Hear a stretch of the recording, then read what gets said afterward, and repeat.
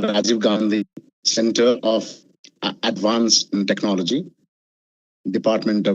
started by Department of IT and Government of Rajasthan, a unique initiative in the country, creating a brand name as a unique IT finishing school. I am Mr. KK on behalf of RCAT. Welcome our distinguished panelist and our distinguished chair moderator, Sri Sanjay Srivastava. I welcome Pradeep Thota sir from Government of India. I welcome Ashish Savarwal from NASCOM, representing the industry. I welcome Professor Leena Wadiaji, who has written as a very senior academic analyst, who has written, co-authored the UNESCO report on TVET. And I welcome higher education academic leader, Madam Taruna Gautamji, Professor and Vice Chancellor at IIM University, Greater Noida. So just 1 minute introduction about RCAT. Rajiv Gandhi Center of Advanced Technology was launched last year, 2022, on 20th of August by Honorable Chief Minister Sri Ashok Gehlotji, to create an ecosystem and strengthen the already existing ecosystem to develop, to skill and reskill students, youth, mid-career professionals, government officials, and everyone and anyone interested in advanced and emerging technologies.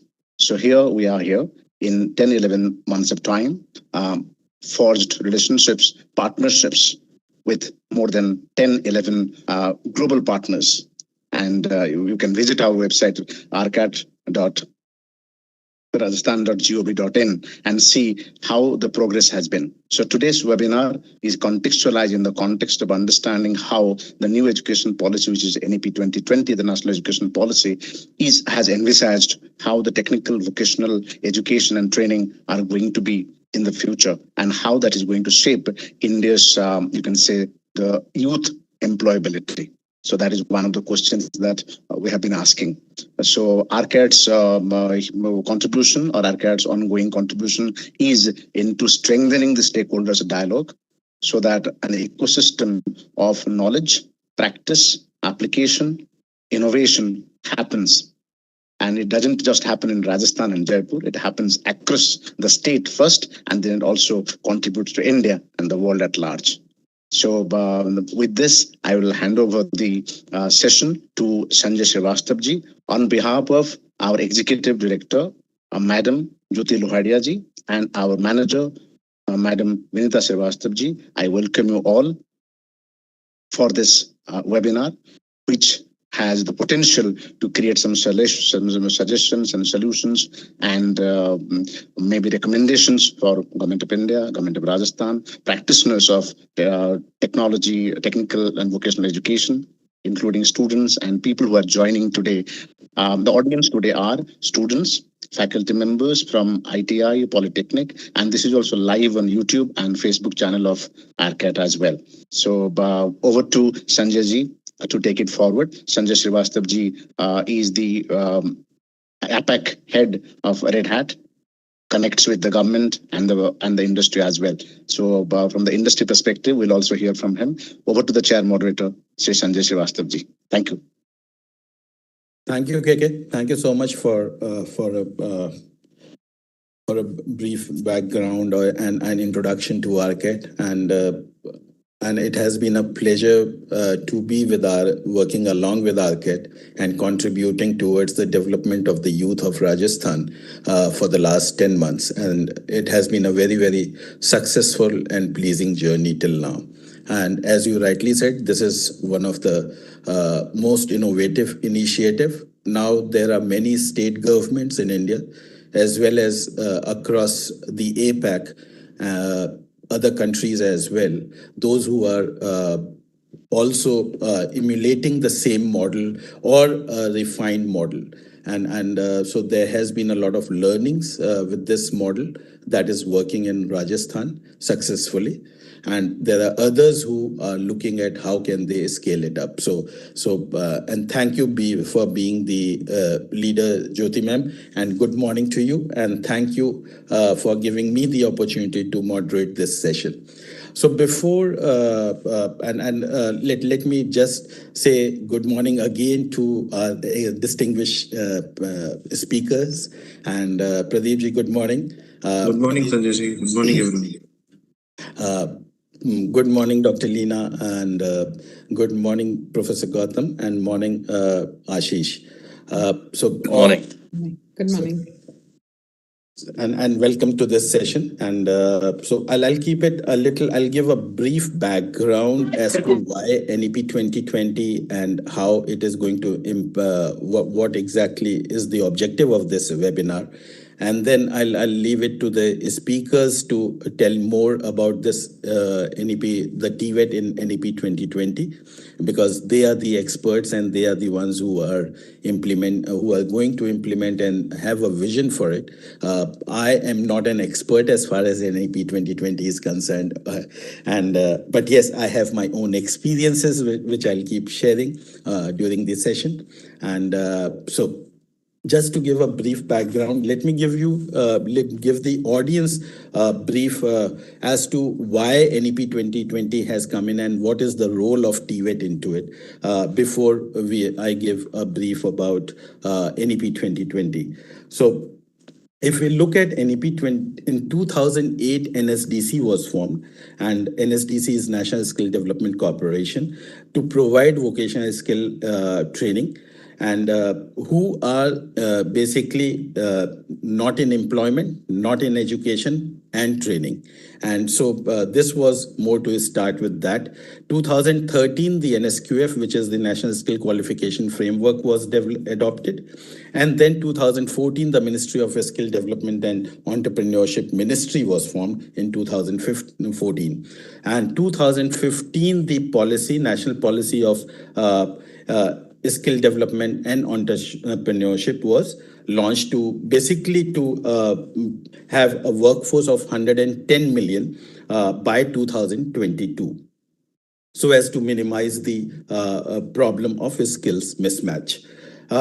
If we look at what has been the progress till now, there are almost only 5% of the workforce, Indian workforce in the age group of 19 to 24 years has received formal vocational education training. And this I'm talking about from taking a report from 2021. And whereas in USA, 52% are skilled, formally skilled. Germany is 75%, and South Korea is 96%. Whereas the youth population of India is the highest, and India is poised to become the global superpower by 2045. That's the vision which is there. 2035. India will have the maximum number of youth population, whereas the rest of the world is going to have a depleting population. And so the vision of the government of India is that how can we become the global IT talent hub, or if I can also say that how can we become the manpower supplier to the rest of the world when there is a high demand and we have a high supply. So that's the background. Looking at the institutions, we have around 3 lakh schools and around 40,000 schools. But if we look at the way that we are providing the formal vocational education as of now, is only 10,000 schools have implemented vocational education training, and only 1,000 colleges have implemented formal vocational education training out of 40,000 colleges. And so we are almost skilling around 10 million per year. That's the kind of what we are looking at. Now, while we see that this is the problem, which we have seen, and that is where the NEP 2020 was launched, was announced and rolled out in the year 2020. The implementation, I believe, if I'm not mistaken, and Dr. Leena, you'll have to correct me, that is by 2030 that the implementation is going to happen in totality across India, across schools and colleges and the whole education system of India. So coming to the NEP 2020, it has brought about significant changes. and reforms in the education sector, including the development of technology and vocational education training. That is called TVET, basically.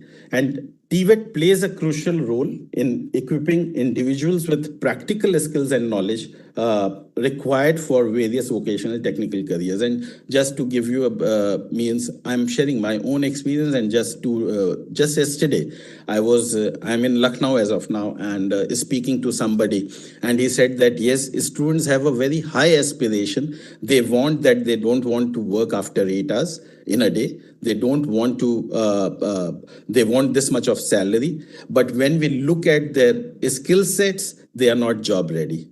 And that's the challenge which the industry is facing. And I'm also talking from the industry perspective, and I think Ashish will also agree to that. That's the basic issue as far as our education system is concerned. And that is where NEP 2020 has come in and is about to address that issue of skill mismatch.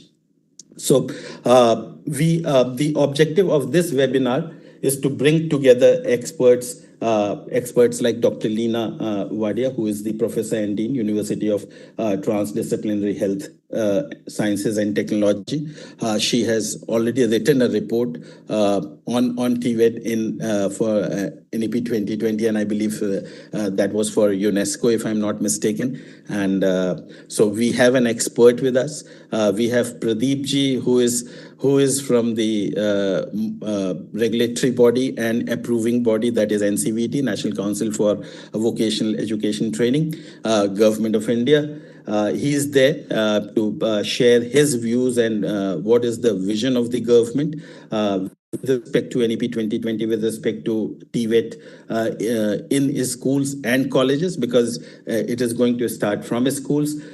We have the educator, Professor Gautam, Taruna Gautam, who is the Vice Chancellor for ILM University, Greater Noida, and she's there and would share as to how is she visioning the implementation of NEP 2020 in the higher education of India. And we have Ashish Sabharwal, who is the Head Industry Partnerships, NASCOM Secretarial Council, and he is going to share his views about the industry role as well as that. And NASCOM SSC, for everybody's benefit, is ITI, the body for representing the ITITs of the country. And so he comes with the varied experience of industry, and he would be talking on behalf of the ITITS industry. And so just to share with you, the government has done a lot and is doing a lot, and there's much more to do. And wherein like the government of Rajasthan, with the initiative of RCAT, is skilling the and addressing one of the major issues which was there, that we were looking at blue collar jobs and wage jobs, but this RCAT is taking care of the unemployability or enhancing employability for the youth who are graduates and who are pursuing their BTech and BCA and other things. So that is one of the initiative. NCVT has gone forward and means like Red Hat, since I represent Red Hat and I'm aware of it, that we were the first OEM to get 6 of the Red Hat global courses recognized and approved as NSQF aligned and National Skill Qualification Framework. So that's the initiative. And so they are looking at how can we make our certification system, TVET system, globally at par with the global standards. That's there. So not taking much of the time, I would now request Pradeep ji to please share your views, vision about this TVET in NEP 2020 and how is the government of India and NCVT's role into making the youth employable. Yeah. Thank you. Thank you, Sanjay ji. It's wonderfully briefed. You have covered, I think, all the points which are really required. And I take pride to be part of this session along with my co-speakers. So intellectual co-speakers, look, I thank you everyone. And thank you RCAT for the opportunity and government of Rajasthan. So I would like to share my screen. Can the host allow it, please?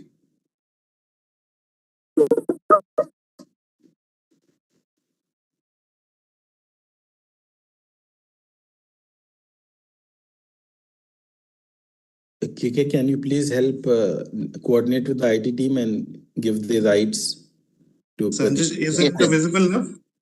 Yes, sir, visible. Okay, great. This is the topic on future of technical and vocational education and training in India. So before going ahead, so let us see what is the vision for skilling in India. We in NCVT, we are the national regulator for skilling in India under Ministry of Skill Development and Entrepreneurship. So while discussing and talking about the vision, so it is very much important to mention that the vision of Honorable Prime Minister Narendra Modi ji to make India the skill capital of the world. And also, it is very much important to discuss about the increasing the productivity, as Sanjay ji has rightly pointed out. So, whether is industry is readily accepting the trained people or not. So, whether they really require an upskilling, reskilling course which has to be taken by the candidate so they are employable. So, further, to ensure the timely availability of highly skilled workforce for foreign FDIs and upcoming mega projects in the pipeline. See whether India is ready for these projects with a skilled manpower around or not. So the vision is to make India ready for this. And again, next we would be discussing about this future skill gaps, which we already been studying, and existing skill gaps which are already there in the market. So NASCOM, they are into all the skill gap analysis, where there is the skill gap, where there is a need for minimizing this gap. So how effectively we have to do it. So this raises the point for the vision for to improve VET in India and further making VET more aspirational. So previously, like everyone of us knows, so there is a huge gap between academic and the skilling. So in order to make as skilling more aspirational, the difference with I'll be talking in the coming slides, the NCRF has tried to remove that difference between these things. So to make VET outcome centric, which results in employment, higher productivity, and or micro entrepreneurship. So the outcomes should be quality so that like the candidate or the student who gets trained will get employment or he is into a higher increase his productivity.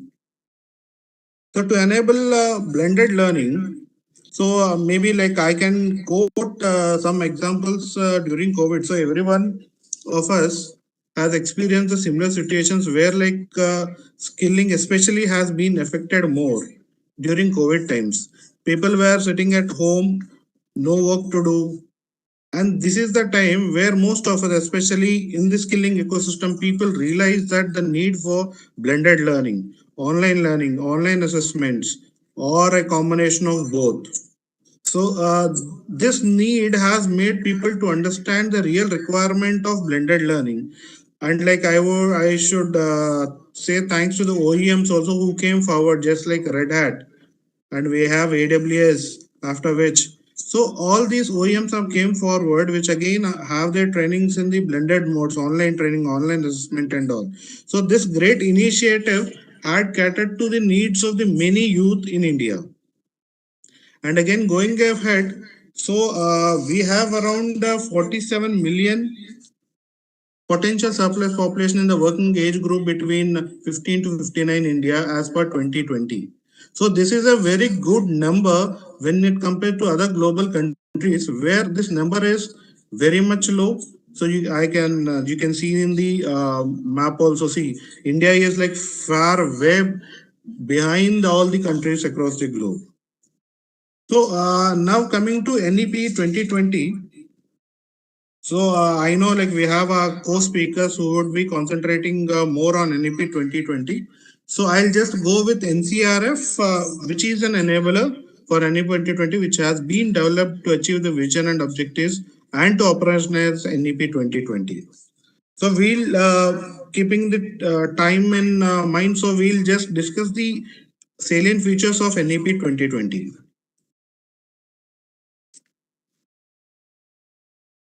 So one of the salient features of NCRF is high quality education opportunities integrated with effective skills, thus making education and skilling more aspirational. As we all know, we have already discussed, there's a lot of distinction between general and vocational education across the globe, especially in India. So this NCRF has enabled people to wonderfully prepare that like the distinction between general and vocational has been minimized and technically removed. So it's further going. So there's a multidisciplinary and holistic education. It is a kind of a dream come true to many aspirants who are interested in science along with arts. So we see across many students who are like very good at science and also in arts, and they like the opportunity in pursuing both. So this multidisciplinary holistic education enables them to pursue both. And further again, the multiple entry and multiple exit. So in general, what happens is that like me being a student, if I feel after my second year of a graduation, I feel like pursuing some other course in skilling, some training, or I feel like I need to work to get some experience. So I am allowed to do so, and after completing that course or a work or job, anything, so I can come back to my course and complete the rest of my course after second year. So this enables many students, and it makes skilling more aspirational, skilling and education for the students where there is a need for them to quit and then come back. So this enables that.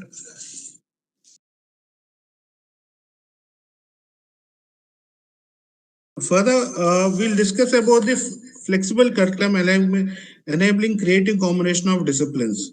So NCRF enables all the regulators to create such combinations of curriculum around flexible for a candidate, as we discussed, to take the multidisciplinary courses, which may have the multi-sectorial across and all.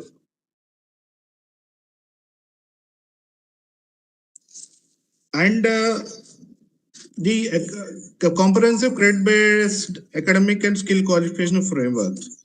So, as on today in India, I think apart from IITs and other prime institutes across the country, so the learning are not being criticized. This NCRF enables the accreditation of each and every learning the candidates undergo through assessment. So that we'll discuss in the next slide.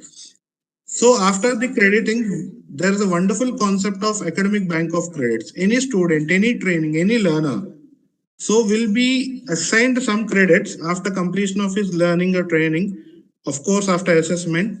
So once the credit has been accumulated, it will be transferred to the academic of bank of credits, which he can later redeem against some qualification or some training ahead of in his future.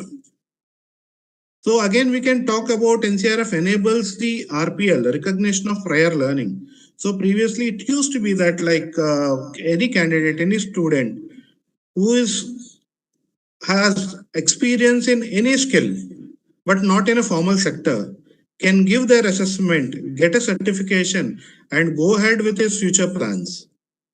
So education acceleration, this is again a very important topic, topic, because what education acceleration provides is that if a student, like if a candidate, I am there, so I'm pursuing my around, if I say that I'm pursuing my plus one, plus two, but somewhere I feel that like I have skills to do my engineering even before completing my plus one, plus two. So there is a provision by giving assessment at every level where a candidate can pursue his higher education without even following the regular academic cycle. So we already talked about digital and online learning, so use of technology and all. So internationalization of education, this is a wonderful enabler, because like international connections with the other countries enables the quality training to the candidates, and again making them more employable. and with the due competition among the candidates. So this is one of the enabling opportunity to make people to do such courses, making them improve their quality in terms of training, in terms of employability, or become more entrepreneurial. And again, this is making NCRF makes all the learnings and making it as a lifelong learning anytime and anywhere. And now this anywhere has come more into existence after COVID, and then blended learning. We NCVT has issued blended learning guidelines which enable more people to cater their needs, and they can do their training from anywhere and anytime. So, before going in detail, so I would like to highlight about this NCRF. NCRF is a mega framework which has been developed by jointly by UGC, AICT, NCVT, Ministry of Education, Ministry of Skill Development. So, enabling all the regulators come together, work in a such a way that every learning will be criticized. So that we'll be looking in the coming slide. So just to make a gist of it, NCRF credit levels to be assigned across schools. As Sanjay ji rightly said, like the enabling the skilling in school is very much need of the hour. So accordingly, in NCRF, it enables the primary schools and middle school. So from fifth class, it is class credit level 1, eighth class, it is credit level 2. The same way for every 1200 hours of learning, the level goes up by 0.05%. And further, total learning hours per year is made into 1200 hours. So for any kind of assignment of credits, so 1 year of learning is equal to 1200 hours, and every 30 of learning gives you 1 credit. So the credit system has been varying from 40 to 40, because sometimes there is a provision that candidate may aspire to do more learning during the course of time. So there's a provision given from 40 to 44 credits.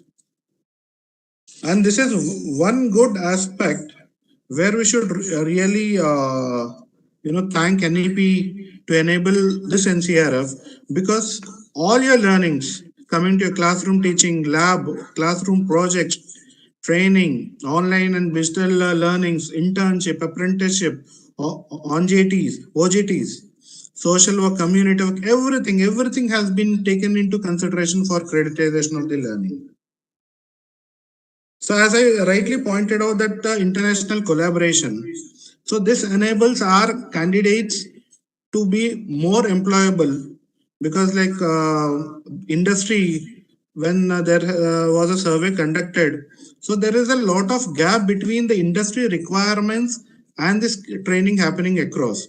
So now taking this into consideration, government has made a lot of efforts pushing all the people around, so all the part of the ecosystem are striving, so that like end of the day candidate is more employable, or he is having more opportunities to become an entrepreneurship.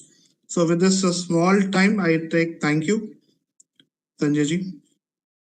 Thank you so much, Pradeep ji. I think what you have covered is very relevant to today's environment, and for India to grow its economy, and for to the 5 trillion economy that India is looking at. I think blended learning is going to be the future, and that was very much required. The NCRF, which is wherein the ABC, and I think a lot of students segment who would be part of this webinar would want to understand as how is it going to impact them, and that we can cover later also. And Sure, yes. because that is something that is very important, that how am I going to get impacted by all these changes or transformations that are happening, and that are expected to happen, and whether I will get impacted. So as a student, I'm talking that's very important. Maybe our educational institutions will have to make them aware of this.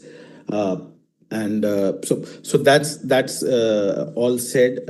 And thank you so much for giving us those insights from the NCVT perspective, how NCVT is looking at things. I would now request Dr. Leena ma'am to please share her views. She has been more like an expert over here, and we will be looking at you, taking your guidance as to what are the guiding principles that you would want to share with the audience over here. Thank you so much, ma'am. Thank you, Sanjay, and thank you to Pradeep for detailing the National Credit Framework, which is such an important part of the TVET for the future, which is the topic for today. I'd like to share my slides too, please. So if the IT team could allow me to do that, that will be good. I was very lucky. I had the privilege of working with Dr. Kasuri Rangan on the draft NEP 2019. I was a member of the drafting committee, so I have some familiarity with the NEP. I will use that to discuss it with you, and I will also, want to talk about the report that I have done, UNESCO report, which I co-authored. So let me begin. I have to try and find my slides. Yes, I'd like to share that. Please let me know if you can see it. I'm not sure that you can see it yet. Can you see it? Not yet, Leena ji. Oh, okay. So the presentation has not gone through. I've said share, and it said, what do I want to share? I want to share my screen. I want to share the window. I want to share Microsoft PowerPoint, but it's not allowing me to share, looks like. We can't display your shared content. Make sure you've allowed permission to share content. I'm not sure. So is that my problem? I've allowed permission to share? KK, can you please check with the IT team? Have they given the permission to Leena ma'am to share her screen or a window? Yeah, I should be able to share a window, but I'm asking to share a window, but it is not, or maybe entire screen. Maybe I can try that. Is it on Chrome, Google ma'am, or is it on, or if you can share the entire screen, I think it should allow. Yeah, I am trying to share the entire screen, but then it is, can you see it now? No, ma'am. No. We can't display it saying, okay, let it be. Let's not waste time. What I will do is I will not share the screen, but I will go through some of the points that I wanted to make. If you look at the vision statement of NEP 2020, it says that the purpose of the education system is to develop good human beings capable of rational thought and action, possessing compassion and empathy, courage and resilience, scientific temper, and creative imagination with sound ethical moorings and values. It aims to produce engaged, productive, and contributing citizens for building an equitable, inclusive, and plural society as envisaged by our Constitution. So you will notice immediately that the NEP is not talking about the knowledge that the students have. It is seeking a paradigm shift in the way we think about how we educate our children, that we focus on the personality development of every child, rational thought, empathy, courage. If we want to focus on the development of each individual student as per their interest, aspirations, and abilities, on instilling values like creative potential and nurturing their creative potential and instilling values, on preparing them for learning how to learn and becoming lifelong learners, on asking the question to all of us that we have to educate the child to ask, what can you do with what you know? Today, we are asking the child, what do you know? Through our exams. We are examining content, whereas we want the child to be able to use the knowledge that he or she has gained in order to do something amazing with it. So, ma'am, are you allowed now to share? Because the IT team has allowed you to share. Is it possible now? Let me try. So shall I try to share the screen window or entire Or screen? you can share with me, or we can share with me. I can share it from here also, no problem. If you can WhatsApp me, I can do that as well. We will unnecessarily lose time, Sanjay. Let me just, I think it's okay. I can share the slides with the organizers and they can share it with the audience if they like. Maybe it's better not to get into, I think there is some problem. I'm not sure. No, they have allowed you from the very beginning. Yeah. Yeah, it says Chrome tab, but on window and entire screen, it's not allowing me to do it at all. Okay. No, it's coming. It's coming. Yeah, is it coming? Okay, wonderful. Okay, great. So now let me try to focus it on my slide so that but we can see the screen only where I think the slide it's only WebEx is coming, not your PPT, not your PPT. Not the PPT. PPT might be in another button, another maybe another tab. So please try that. We can only see you in the screen also. Share screen. आपने share किया है और share पे. No, it is no. I don't want to see this thing. I want to.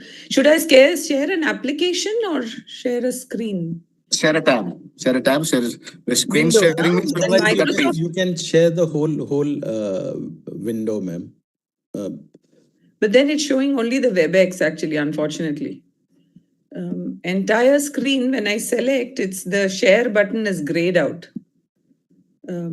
And if I select Microsoft, I think, ma'am, let's carry on because. Yeah, I think we should just carry on. Yeah. So it's not a problem. We'll just worry about it another time.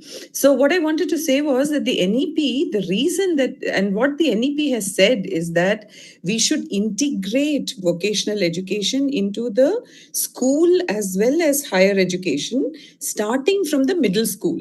Because from 2008, we have run an experiment where we are training short-term training to people and putting them in jobs, and we are finding out that they are becoming obsolete very quickly.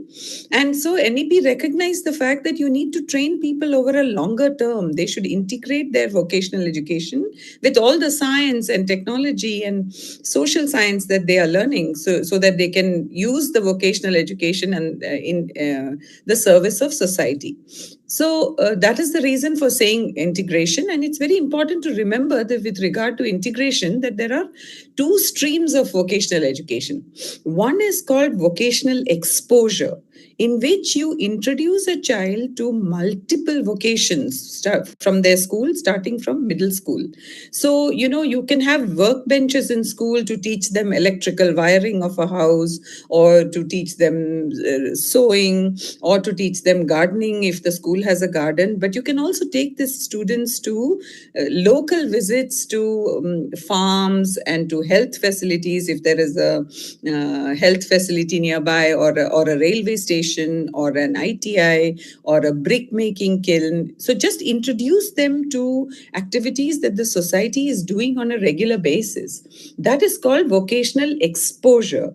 That is different from, and the vocational exposure will carry on from grade 6 all the way till grade 12. They will keep meeting different vocations every year. And this will continue through the whole school and college time. But there is another stream which is preparation for the world of work. And there, NEP has said that during secondary school, students will be allowed to take electives in vocational education for assessment, and as per NSQF levels. And by 12th grade, they should have completed at least one vocation at NSQS level 4. They may or may not use it in their future life, but they need to have done at least one vocation.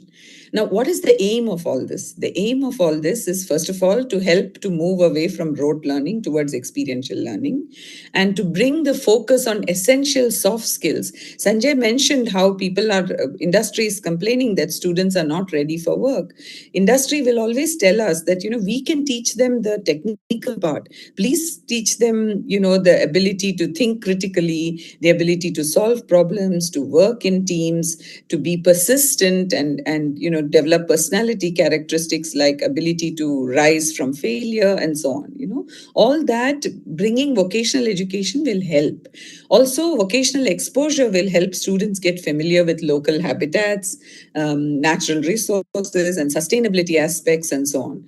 And then, of course, it will help students connect with their communities and their societies. It will help them discover their interests, abilities, and aspirations through trying out many different things in school as well as when during their visits. And we can also think of providing vocational training in new areas like green jobs, the green economy, in electric vehicles, renewable energy, and etc., which are very exciting for the children. And then this will also help STEM dropouts from school, and prepare students for the world of work. I had a slide on the numbers with regard to the student dropout, but I'll skip that.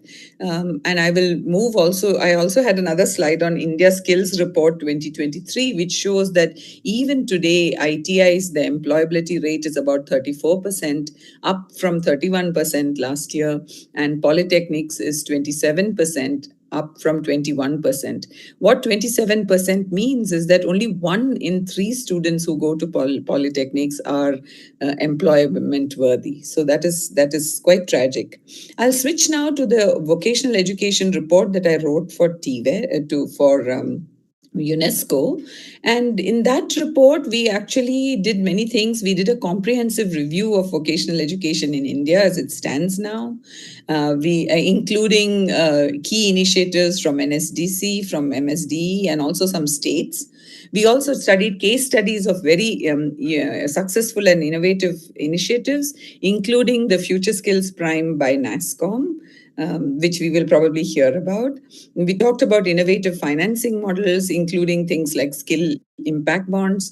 We also talked about mitigating what was the impact of the pandemic and how we could mitigate it, and also international best practices. And then we made 10 recommendations for future TVET and policy makers, which include something very interesting and perhaps very useful for Rajasthan, that we said that we should support local communities in generating livelihoods by capitalizing on India's cultural heritage.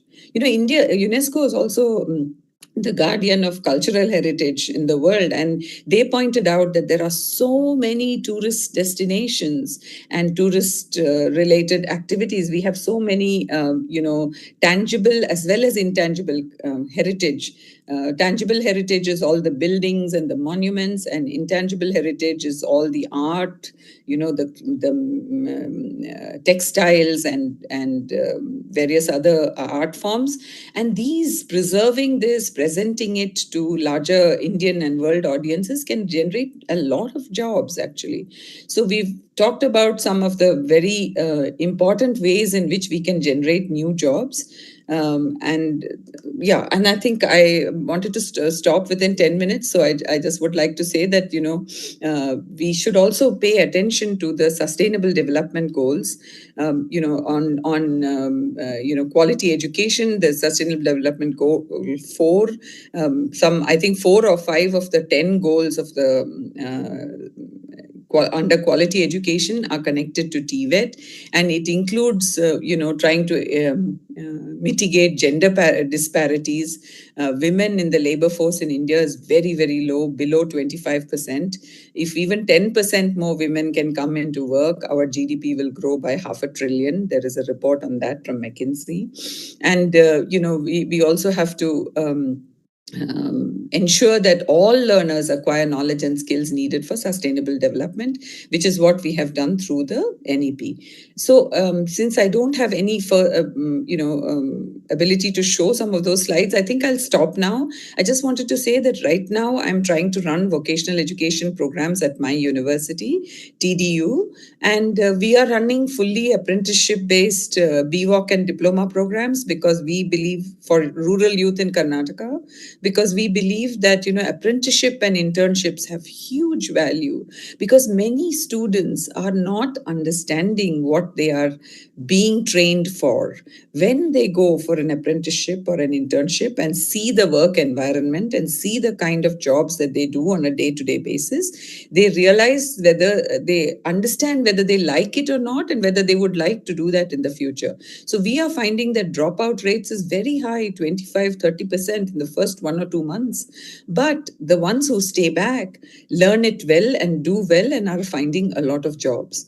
And like everybody else, as a university, we have a lot of difficulty connecting with industry and understanding their needs and training for that purpose. So if NCVET could help us, some kind of clearinghouse, some kind of opportunities to engage with industry, that would help us a lot. I'll stop here. Thank you very much.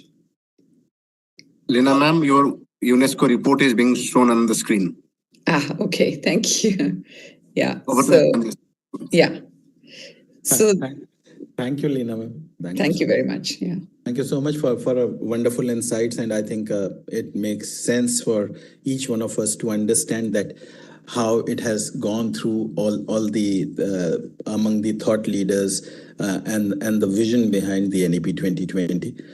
I think vocational education is going to make a huge inroads into the formal education system, and which is going to ultimately help the youth of the country to enhance the employability, and that's very, very important. And I think you have touched upon the right pain points of the industry, that what we look at is not what our education system is offering to.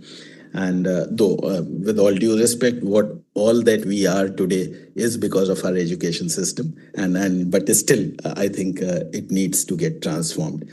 And even with all due respect, even our the mindsets of our academicians needs to transform accordingly, because that is, I feel, is a roadblock as of today, which in the implementation of NEP 2020, and that is very, very important. And I think you being an academician as well as Professor Taruna Gautam is also academician, but with all due respect, I would say that mindset has to transform.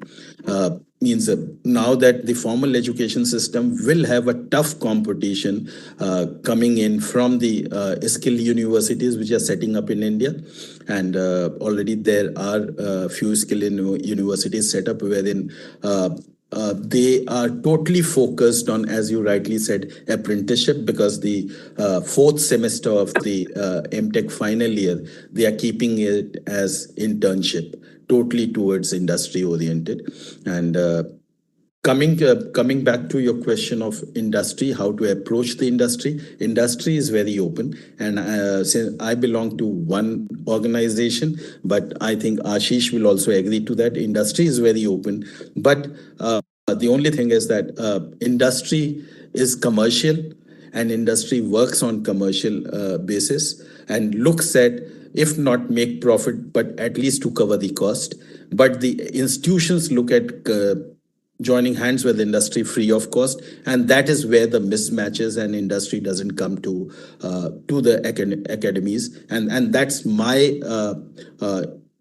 I would say experience that I'm talking about. I may be wrong, and I need to be corrected, but that's my experience what I'm sharing, that the academies now need to invest into the education of their students, and whether you charge it from their student or you charge it from the means you get a grant from the government or funding from the government, but the investment has to come in. Things will not come free. Industry will not work on charity, but industry is open to work together and collaborate. So with this, thank you so much, Lina ma'am. And I would request Professor Gautam to please share her views onto the NEP 2020, and mainly from the academy's perspective as to how are you looking at that, how is it going to transform the education system of India. Thank you. Over to you, ma'am. Thank you, Sanjay. Thank you, Mr. Sanjay. And thank you, Rita ma'am, for sharing So yesterday I was talking to Kamala, and then I went and went through that UNESCO report. So let me tell you, it was very interesting. I had my own views, I had my own experience with me. But yes, I could get few insights, which I also. Ma'am, your voice is breaking. Am I audible, Sanjay? Yeah, now it is better, ma'am. Earlier it was breaking. If you could just increase your volume a little bit. It is at the full, ma'am. So, Okay, fine. What I was trying to say was that, we being educators in higher education, I was listening to all the, speakers, especially, when Leena ma'am spoke about, something related to vocational exposures and preparing the students for the world of work. An interesting area which you touched upon was green economy. So we as a university are the signatory members of UNPRMD, which is Practices for Responsible Management Education. Now, what is interesting here is that when we talk about vocational education, it says that it is going to generate those skills which makes a student or a graduate employable as per the requirements. Now, when you look at the current environment which the industry is going through, there are a lot of challenges related to sustainability. And that is where, a lot of requirements probably will come in from green economy or, sustainable economy. So that is one interesting area where, we can, focus upon skilling our graduates. But that is another part of the story. Now, moving ahead with the theme that what is new education policy talking about? How is it going to support the vocational education? If you look at our status, we are saying that India is having a dividend, demographic dividend, wherein, a majority of the population comes from the working age. What I understand, around 66% of the population falls under the age bracket of 15 to 59. So if that is the volume of, people who are there in the working age group, and that is where, government says that India possibly can become the youth capital of the world. It is very important that, we focus on scaling our graduates, focusing on, bringing in those kind of, systems and processes. And we've been talking about that it is only new education policy, which is, talking about vocational education. What I remember when we were doing schooling, there was something called SUPW, the socially useful and productive work. Now, the purpose of SUPW was also the same, and but I fail to understand what is it that we learned out of it. Was it, fill in the blanks, or what is the customary practice which we went through during our school days? And let me tell you honestly, we are doing a lot in terms of, bringing in multidisciplinary education. We have opened all our programs where the student can, select a bouquet of subjects. So that day Sanjay was at campus, and I told him that, there are BTech students for whom we have opened psychology, we have opened, business courses, we have opened law courses, but it is all about mindset. Vocational education, or for that matter, multidisciplinary, still carries that, I would rather say taboo. It is considered as an inferior thing to do. The moment you say vocational education, it is treated as a second grade thing. A person who's not getting anything will only do vocational education, which is a great I would rather say it's a great difference when we compare it with other economies like Canada, Germany, China. Their vocational education does not carry that taboo, but India still is carrying. In fact, no, I came across a concept, maybe Leena ma'am, you can let me know, something called, vocational fallacy, vocational education fallacy. Now, you may train a person in ITI, but the moment you train him and he's out, 90% of them are not employable, I can tell you. Most of them would rather not join blue collar job. They will join higher education to get some white collar job. So how do we change that mindset is one area of concern. Now I was reading a report wherein it said that in China 90% of the vocationally educated youth is employable, while in India we still have only 10.5 lakh people who have joined vocational education vis-a-vis a requirement of 25 lakh. So we have 25 lakh vacancies for ITI, but not more than 10 lakh people are joining it. And out of that, most of them are not employable. So yes, we are focusing on vocational education, but how do we make our youth more employable is a concern area. And second is how to make it aspirational. So ma'am, you said that, maybe, we can, look at making vocational education more, exposed with in terms of industry. And Sanjay spoke out that yes, industry is open in terms of connecting with educational institutions. There's a huge dilemma here, Sanjay. You are open to, interact with industry, with academia, sorry. We are open to, interact with you, but it all, boils down to commercial. The student body, when you ask them that these are the commercials involved, they would rather not prefer going for, industry-oriented courses. They're okay doing BTech, they're okay doing, the open line, move courses, those courses, this courses, and we struggle to really convince the student body, even if we are subsidizing it. So there are a lot of challenges, but yes, what is good about this is that new education policy is forcing us to think that one, it is very important to have skill development and vocational courses. Now, what is vocational courses? People think vocational courses is only technical training. Vocational education is not only technical training. Vocational education, according to me, involves both cognitive learning, non-cognitive learning, technical learning. Now, if a student is not great in numeracy and language, he is not employable. So only giving that technical training doesn't help you. Two, a student should have non-cognitive skill. I think Leena ma'am touched upon creativity, critical thinking, problem solving. Now, according to me, these three things together make a complete individual. A person having good numeracy skill, language skills, a person having good creativity, problem solving skills, interactive, and lastly, of course, technical and vocational training. So, is the curriculum of vocational courses aligned with making an individual employable? Most of the things we do as a full stop measure. For example, in school, there are several schools offering these vocational courses, but what is the assessment mode? So the assessment is all theory. There is no practical involved. There is no industry connect involved. But till you have any industry licensing, till you have an experiential exposure, or till you assess them on the basis of what NSQF is asking for. No? NSQF is saying that I'm going to create individuals who are qualified to become employable. But you just go and look at the schools. I'm sure Leena ma'am might have studied that when you go to the school, most of the vocational education is just happening theoretically. There is no certification happening. There is no proper assessment happening, which really makes an individual, employable. So since the first speaker already touched upon all aspects related to credit framework and NSP, I'm not touching there. But today, taking input from both the speakers, what I understand is number one, we really need to address the challenges. First of all, how to make it aspirational.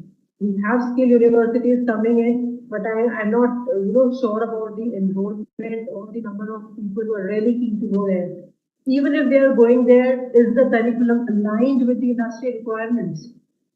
Three, how are the assessments happening? Are these assessments really assessing their skills?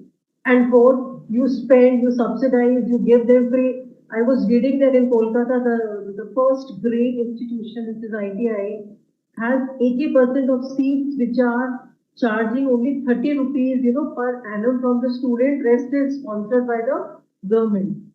Now, after spending so much of amount on training their graduates, is he really employable? If he is employable, is he going to sustain that? No. Most of them will go back to higher education, do the same theoretical courses, would look for white collar jobs. So, there's something missing in between the lines wherein we need to understand that it's not only opening the courses or coming up with a structure. We've been told that we are going to align general education with vocational education. There are a lot of challenges with it, The moment I come across, I see, I end up, I visited a school which is training the students in vocational education. The only thing they are doing is they do not have even teachers to do that, And they're not the right teachers to really, train the student. It is only the industry who can train, or you train the industry. We in our university encourage that our faculty should go and do internship in industry. Now, the teachers who are training in schools or in vocational, colleges, are they going through that, training? Are they going to the industry to understand how the industry is looking at? Till that happens, it is only, we are just, completing the mandate which is given to us. But at the ground, we are far, far, far behind, Sanjay. I'm sorry for being so critical, but, this is how it is happening. And it is happening in our university also. We have multidisciplinary courses. The student will only study those courses, attendance will be there in which he thinks that is going to give him employment. No, the story needs to be properly weaved in to policymakers, to industry, through academia, till these three bodies come together and come up with a more structured approach. And training is an important thing. We need to have trained teachers who can deliver that. We need to have a proper assessment framework. I believe only then we can, address this part of the story. Otherwise, as far as thought process is concerned, it's a great thought process because we have started thinking in terms of skills. This amount of, demographic dividend really needs to be skilled. And I believe, Sanjay, you were talking about the new technologies that are coming in. You have AI coming in, you have blockchain coming in, you have chat GPT coming in. No. Are the vocational institutions ready for that? How are we going to train those students? Because now everybody has to be tech savvy. I can't say that a plumber or an electrician is not supposed to be tech savvy. Everybody has to be tech savvy. Entrepreneurship, incubation centers, these are all great ideas, but we need to spread them strongly and see how we can implement them. So maybe there are a few questions coming up, and maybe the ma'am, a great compilation of information in UNESCO report. Thank you for sharing that to all of us. In fact, I'm going to share it to our academy, and we will use it as a source of assignment because I've already shared it with my heads, and this gives a starting point. So thank you, Sanjay, thank you, Kamala, for giving this opportunity to share my thoughts as to how we as an academicians are looking at this. Thank you. I'm so sorry. I'm sorry, Sanjay. Sorry, ma'am. Please go ahead. Please go ahead. I should have asked your permission. I just wanted to mention I'm very sorry I couldn't share my slides. I have shared them with Kamala and he will share them with all of you. Okay? Sure. If I had seen it, we could have done it earlier and it could have been shared later. Please go ahead, Sanjay. No, thank you so much, ma'am. Thank you for sharing these slides, and thank you, Taruna, ma'am. And that is what we were looking in for, that the kind of challenges that are there, and I would not say that those could be a showstopper, but I would say that those are speed breakers, rumble speed breakers, not the huge ones, and those can be taken care of, and I think the vision is right. I think the vision, the policies are right. As you rightly said, yes, the enrollments have started happening in the skill universities, and though not much, but they are getting that traction. The assessments are in place, and the assessments are more towards not the like in Red Hat, as we always speak about, is a performance based certification exam, and these are global certification exams, and wherein the student is globally certified and is at par at anybody from US, or an Indian student who has got Red Hat certification is at par at and the same certification is there for all these globally aligned NSQF courses as well. So there's an ASCOM certification as well. They can upskill themselves, or they can do these global certifications also. So that way, if you look at it, the certification problem has been taken care of. It is not theoretical, and while Ashish, myself, have been speaking to Dr. Kalsi, and his focus is that Dr. Kalsi is the chairperson for NCVT, and his focus is that the certifications is a critical, I would say, the journey, which path of the journey, and not the end, but also a midway. But these certifications are very important to certify that their students are rightly skilled and have acquired the right kind of skills, and they can demonstrate that. So demonstration of those skills is very important. And if I Pradeep, I think what I'm speaking about is right, and that is how all of you are looking at certification process, and everything is getting addressed with certification. It is not only vocational education training. The as you rightly said, Tarnam, yes, the ITIs have a huge challenge. They have a major issue of the skill development, and the kind of profile of students joining ITIs is also a big challenge. And that is where also the ITIs are facing huge problems to make them employable. The attitude is a big problem of these students, and that's where you have rightly pointed out all the points. But I think the government and the NCVT and the education system currently, and the industry is also very open, with open arms. The government of India, NCVT, NASSCOM, everybody is inviting the industry and taking the industry to make it a part of the academia. And so there is a lot of collaborations happening. So thank you so much, Tarna ma'am, for those insights and the challenges that you shared. Ashish, can I request you to please address and share your views on the industry, how industry is looking at this initiative? Thank you so much. Absolutely. Thank you, Sanjay. Just a quick check. I hope I'm audible, Sanjay, if you can confirm that. Yeah, you are very well audible. Thank you. Thank you so much. So first of all, a huge thank you to RCAT Government of Rajasthan for organizing this webinar. I think it's a very pertinent topic. To my co-panelists, Pradeep Thotaji, for elaborating on the efforts of NCVET and the National Credit Framework. To Leena Wadiaji, thank you so much for reminding us the origins of the NEP and what were the thoughts and the ingredients that went into forming it. Always good to be reminded of it and not to forget of that. Taruna Gautamji, thank you for sharing the academia perspective. And I may not be able to have answers to all the challenges you raised, but I can tell you this, that if you want to learn ChatGPT today, you can do so at one of our platforms. It's called futureskillsprime.in. Most of the courses there are free or at very nominal costs. So we're trying our best to make sure, at least on digital skilling and emerging technologies, we try and bring as much of useful content and courses to learners as possible.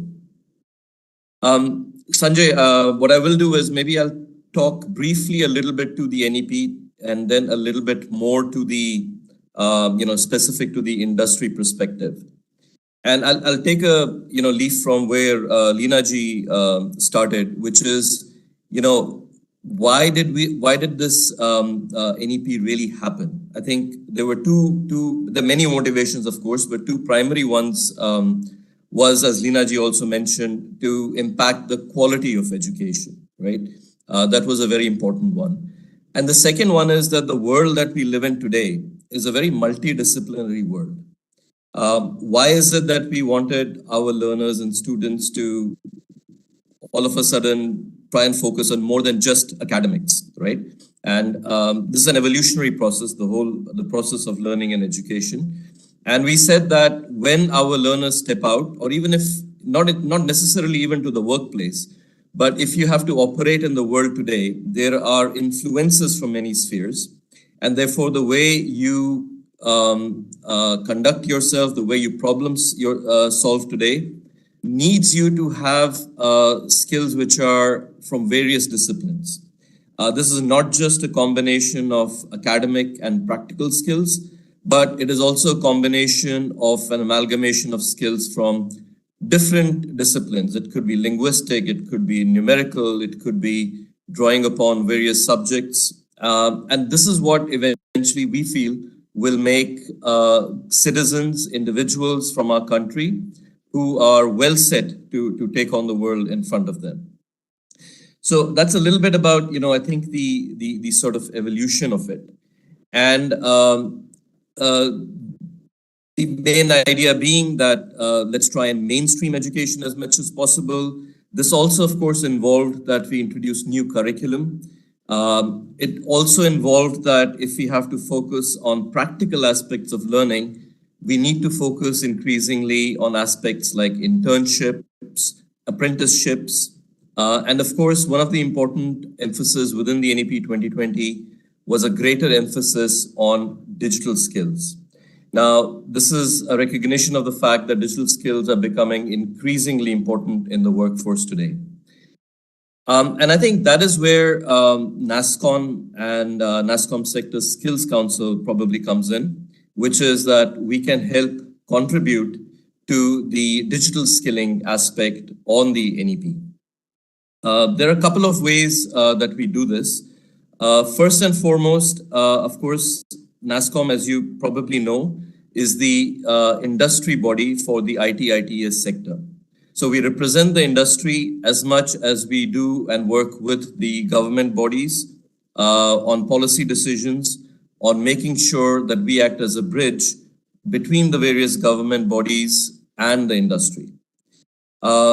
Secondly, one of NASSCOM's major charter is to ensure that India becomes the global talent hub for digital skills, especially on the emerging technologies, right?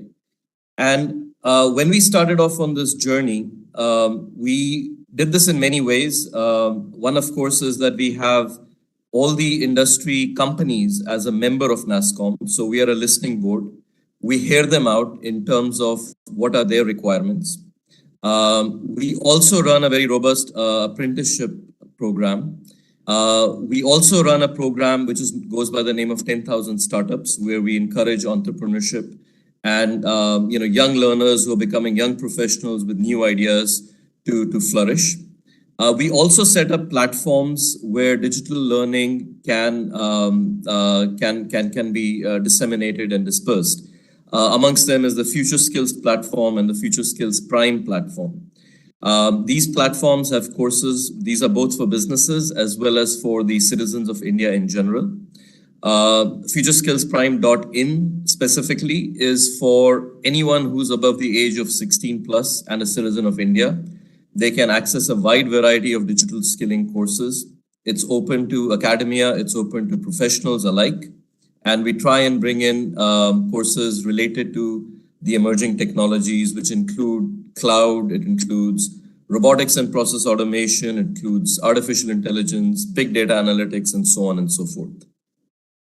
Now one of the feedbacks we get often from the industry, like much of the panelists have mentioned, is that often the learners coming in or the professionals entering the workforce are not work ready.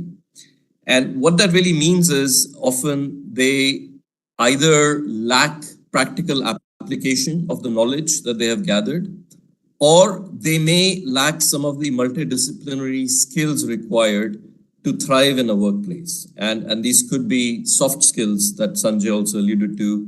It could be linguistic skills. It could be many other skills. It could be around critical thinking. It could be around design thinking. Some of these skills, if these learners had, their integration into the workplace would be a lot more seamless. There is a bunch of things I think that we can do together as industry and as academia to try and make sure we bridge this gap. One is, I think, we need a lot of close collaboration between the various institutions and this industry. It is essential to ensure that the curriculum is relevant to the needs of the industry. And this can only happen if the academia and the institutions work closely with industry representatives to identify the skills that are in demand, and we develop or add to the curriculum in a manner that helps meet those needs. The second could be innovation in terms of teaching and learning methods as well. I know that the industry is quite willing and ready to partner with the institutions to help train their faculty.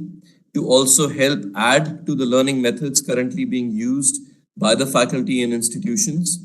And this could include aspects like hands-on training, project-based learning, and experiential learning. Today, the industry also recognizes that there is an increased focus required on soft skills. These are increasingly important at the workplace and will help students in a more successful career as they ease into the working environment.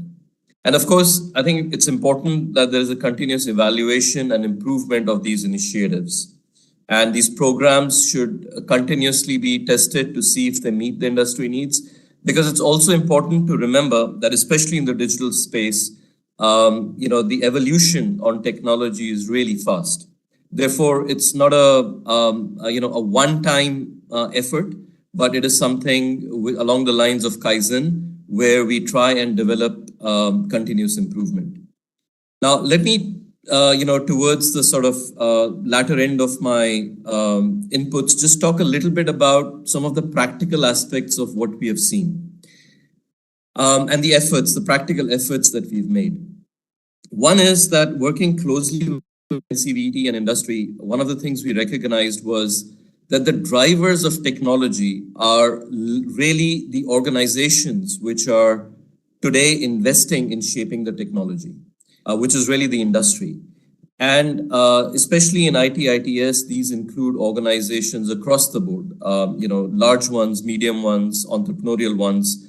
And often these organizations, so for example, we have Sanjay from Red Hat represented today, but we also work closely with, the Ciscos, the IBMs, AWS, Google, Microsoft, ServiceNow, VMware, Salesforce, Accenture, Adobe, UiPath, Oracle. These are all companies who are A, member companies of NASSCOM, and B, who are partnering with us to make sure that they can contribute towards setting skilling standards for the country.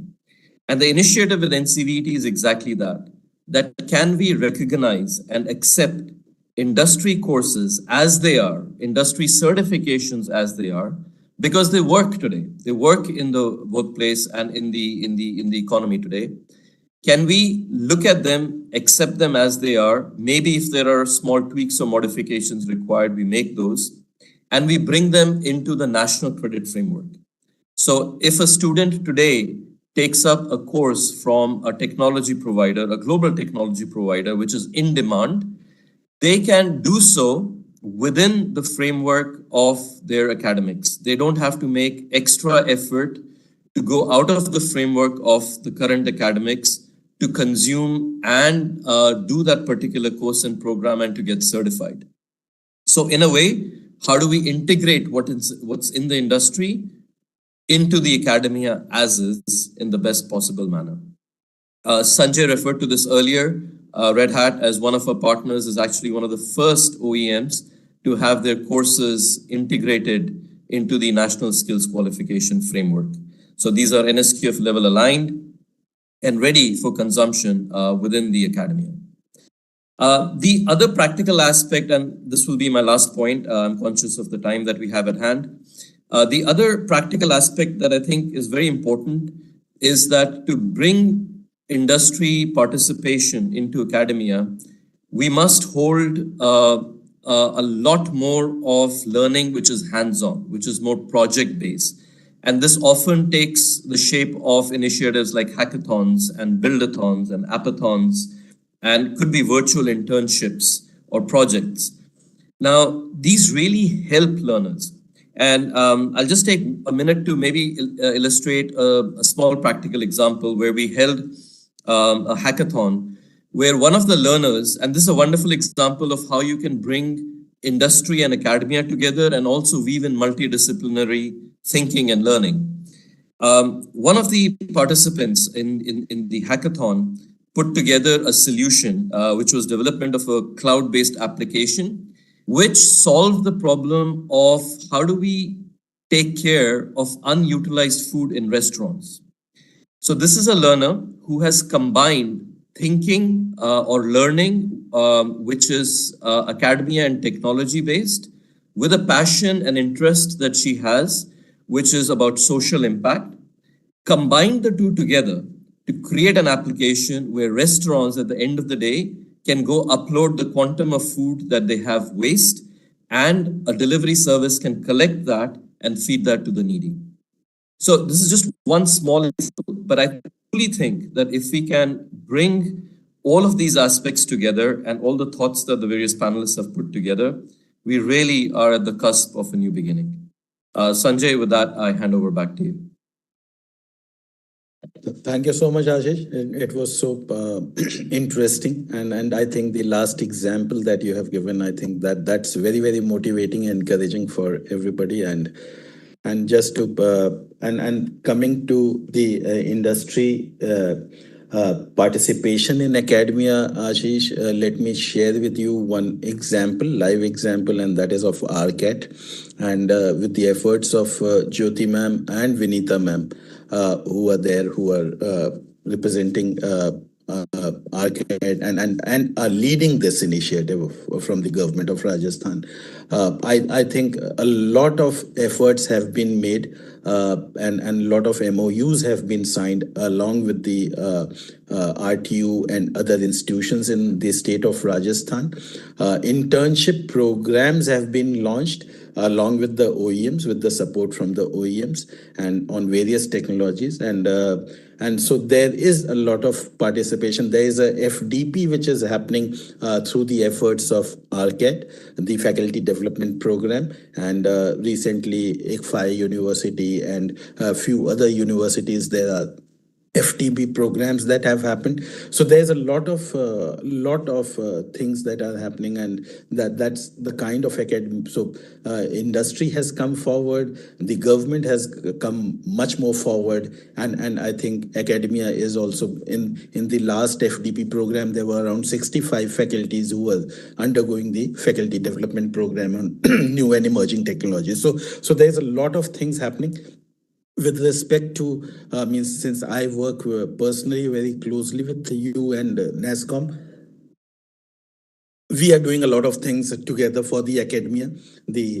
I think the academia has to accept us and to implement, and I think the academia has to agree to adopt the things that we are offering to them, and the adoption has to increase, and that is how we can help the academia to make their student, because the ultimate beneficiary has to be the student, and the student has to be kept in mind. So that is very, very important. So that is what I would say. So thank you so much, Ashish, for highlighting all those initiatives. Just let me, Kamla, how much time do we have? Otherwise, we can take the, I may not ask the questions, but we can take the audience questions. Do we have time, or? We can go for 10 minutes additional time also. So we are supposed to finish by 12:30. And after questions, Vinita ma'am will offer the vote of thanks and introduce RCAT's initiatives and innovation that have taken. Thank you, Sanjay ji, also in between giving the trailer of RCAT. No, that's Ashish ji, I was showing NASCOM website while you were presenting. So thank you so much, Kamla ji. So just in a quick Pradeep ji, one quick question. And Sure, as you are a regulatory and approving body, how do you foresee the integration of vocational education at all levels, office schooling, and the flexibility of subject, which is the multidisciplinary approach which is there? So how do you look at it, and is there a time frame? Yeah, wonderfully framed, Sanjay ji. See, as per the mandate of NEP 2020, vocational education is to be integrated school education from classes 6th to 12th grade, with a minimum of one vocational education subject specialization on higher order skills. So, as per each grade, 6th to 8th, 9th to 10th, 11th to 10th, they have been catered to. For example, if it's from 6th to 8th, so students' hobbies, soft skills, basic question modules are included in the system. Likewise, for each category, it has been categorized. And one important thing which we have to discuss is that, like, how these qualifications or courses are being enabled to offer in the schools. So for that, like NCVT has given two approaches, two models. So one is that like those awarding bodies who want to run their trainings in the schools. So they will develop the qualification, aspirational qualifications based on the industry feedback, local or national demand. They get these NSQC approved and they can run these qualifications in the schools for the certification.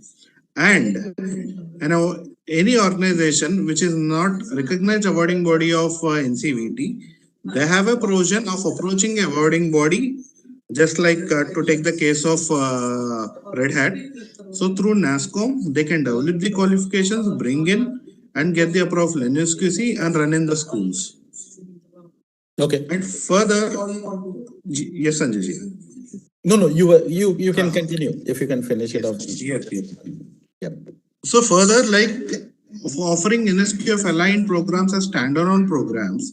So we have like two categories. School can offer vocational education programs that are aligned with NSQF and provide students with recognized and industry relevant skills as a standalone or additional programs leading to independent certification.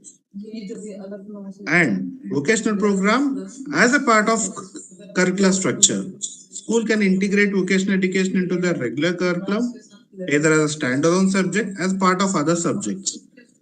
The advantage with this is that this can help students develop practical skills and knowledge that are relevant to their interests and future careers. That is how like we are doing it, Sanjay. Okay. Thank you so much, Pradeep. Thanks for that. Sanjay, can I ask a question to Mr. Pradeep? Yes, ma'am. Yes, ma'am. So, Mr. Pradeep, this is highly, encouraging because, our new education policy, when it talks about 5 plus 3 plus 4 orders, it Yeah, is ma'am. actually integrating, school education with higher education. Right. Now, when that is happening and the way you explained that we will encourage these kinds of electives or courses or certifications. Yes, ma'am. Is there a mechanism which has been worked out wherein the students who earn these certifications get an added advantage while they go for higher education or skill universities? Ma'am, to answer your question, ma'am, as I've rightly said, this National Credit Fair has been jointly developed by various regulators, UGC, AICT, Department of Education, ministries. Yeah. So there is a provision that each regulator have their independence and they develop these procedures, how to integrate and follow these. If for example, the school education, if you need to implement courses, OEM courses or any other courses in their curriculum, so it will be the purview of CBSE or other boards to see how they can implement it. This is just an enabler, making people to integrate and make skilling more aspirational. The same case would come with the skill universities. Yes, ma'am. Sanjay, can I also ask Pradeep a question, please? Ma'am, please go ahead. Very well, ma'am. It is for the benefit of all. Yeah. The regulator is very important for enabling. So, That is Pradeep, what I wanted to point out to you is that universities are usually regulated by UGC. And UGC has very stringent rules about jurisdiction, about using online training and so on, Yes, ma'am. for good reasons, because there are many bad players in the system. Absolutely right, ma'am. Yeah, Absolutely right. but if NCVET and UGC are working together, if you could Yeah. clarify that for skills purposes, Yeah, some ma'am. changes can be allowed, that will make Yes. a huge difference. Otherwise, it is so so complex and so confusing that are we allowed to do something, at least in the skill space, forget the mainstream education, because we are regulated by UGC. If you could Yes, sort ma'am. that out, that would be wonderful. Thank you. Ma'am, in this case, ma'am, as I already said, so this National Credit Fair has been jointly prepared. So it means that like we are enabling each regulators, we are giving them an independent space, but enabling this framework. So end of the day, everyone should come under this framework. And of course, you are rightly said, we are working together to bring in more clarity for these aspects, ma'am. Yes. Okay. Thank you. If it's coming, we are willing to wait. And Definitely, ma'am, it is coming in. just to add to this, ma'am, I think if you refer to the letter from UGC dated 30th of September 2022, the UGC has themselves advised and directed all the institutions to work with the industry and adopt industry modules in their curriculum. And so there is a letter, there is a circular which has gone from the Secretary of UGC, so UGC is already agreeing to these new norms, and in the month of July, if I'm not mistaken, as per my last meeting with the chairman, and I think there is a digital university also coming up, which is going to get launched by the UGC. Yeah. So lot of transformations are already happening in the whole regulatory bodies as well. UGC has made it very clear that when we work with universities and edtech companies, that edtech companies are not allowed to advertise their courses. It is only the universities that will offer and the universities that will certify. So, the industry collaboration has been clarified. I agree. And that's a good thing. Otherwise, many companies were sort of advertising that they are giving degrees, and the UGC has put a lid on that for right reasons again. Yeah. Correct. But yes, the universities are also have the discretion to embed the global certification into their curriculum. And like I would say the Skills University has already embedded those, the training as well as the global certifications, and UGC allows that. So that is also has been allowed. Yes, advertising means none of us are hungry of advertising for those programs. And that's this thing. We are more interested as how can we enable and empower the students and the institutions, and that is what our lookout is. So I think UGC has agreed to these new norms. So it's true. Sanjay ji, am I audible? Yeah. You are audible. Tell me. Sanjay ji, one question has come: how to have industry deputation of faculty members so that faculty members can be on deputation. I think the reference is coming that there are many faculty members who might like to have skill development or industry. They would like to have industry exposure. So in the government there is deputation and leave-on and vacancies, all that happens, leave without pay. In the private, I think that deputation still date is not there. So there is no policy as such. AICT or UGC, or if NCVT is working with them in collaboration, that should be something like the industry deputation for a year or two for faculty members and trainers and instructors. Over to you, Sanjay sir. Okay, good question, and I think though I can answer this question, but I'll leave it to Ashish to answer this question because he will represent the complete industry. Right. So I think the way we are looking at having the faculty upskilled, giving them exposure to various OEMs and the technologies that they bring is through the train the trainer kind of a model. And today, all of the OEMs provide that. So for example, if there is an interest in a certain college or a university where they would like to adopt Red Hat technologies, Red Hat would be happy to train those faculty members on those Red Hat technologies. Honestly, I think the concept of this physical, and I sort of say that quote unquote deputation, is going away in the sense that even in companies today, employees, honestly, 50% of them don't work physically in the company premises. So I think what's important is, do we have the means today to deliver upskilling to faculty members? Yes, we do. A lot of it can be done virtually. And I think where required, the OEM partners are more than willing to conduct workshops. I hope I've been able to cover ground on that one. Sanjay, back to you. Yeah, you have covered, Ashish. And just to add that I think the model which is scalable is that the faculties of the institutions should get empowered rather than having a person from the industry on deputation, and we are willing to empower them. I can add to what you said. Yeah. It is more, the onus lies more on the academic institutions to really encourage the faculty to and get themselves, upskilled. Industry is certainly there. IPL people are coming from NASCOM also. The number of people have come and spoken to our faculty and students. It is very regular phenomenon. It is an institutional and academic which has to create that culture. And the faculty also has to, get themselves ready that now you cannot stay without upskilling or reskilling also. Industry is always available. It's just a phone call away or a email away and we get those people here.